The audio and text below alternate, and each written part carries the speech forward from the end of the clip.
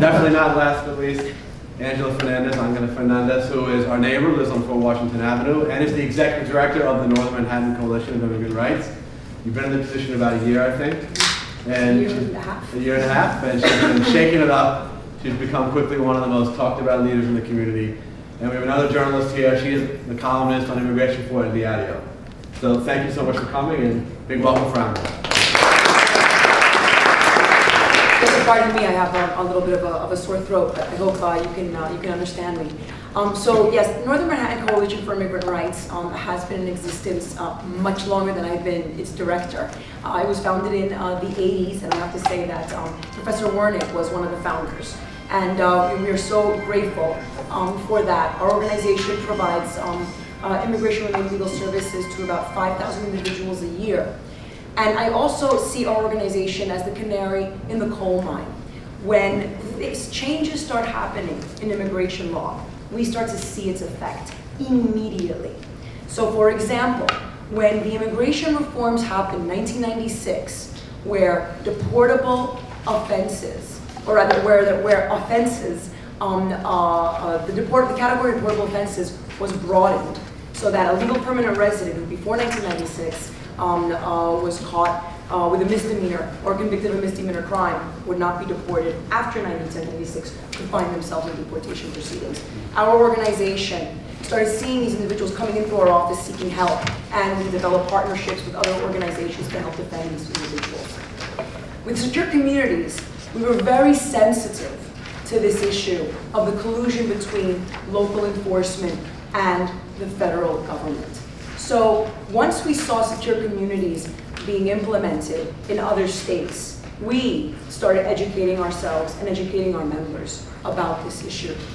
Little did we know that even though we reached out to the governor's office and said, we want to sit down and talk to you about Secure Communities, a month later, without informing anyone, they had New York State sign an agreement with the federal government allowing New York State to have Secure Communities be implemented.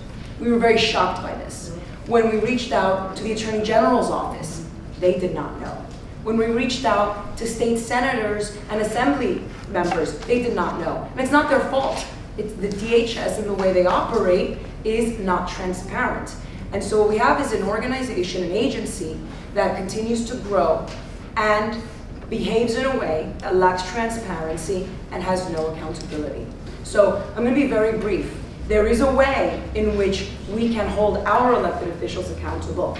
Governor Patterson has an opportunity to cement the legacy that he has had of defending communities of color and communities, immigrant communities, by rescinding the MOA. And he has until December 30th. So we are mobilizing to put pressure on Governor Patterson to do the right thing, and as a state, rescind the MOA. Because the way that we see how this rolls out, even though Department of Homeland Security says that individual jurisdictions can opt out, what we have seen is when individual jurisdictions in other states have tried to opt out, they can't. So what does that mean? Right now, New York City can be compelled to participate in this program because New York State has signed this agreement.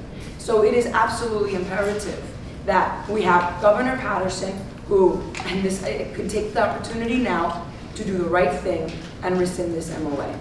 So we are planning on a series of actions, and you can reach out to our organization and we can provide those details if you would like to participate with us in these actions.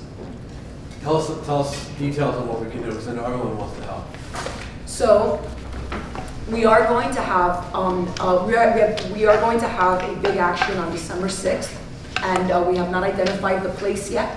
December 9th. December 9th. Oh, it's been changed to December 9th? Yeah. Oh, thank you. Okay, sorry. And this happened in the last few hours. So once we have that information of where exactly it's going to happen, we want to mobilize at least 500 people. Ideally, it would be great if we have 1,000, where the target is specifically Governor Patterson, to have him rescind the MOA. Well, as soon as you have the location, we will help rally people to come. We will help. Thank you, Angela. Thank you so much.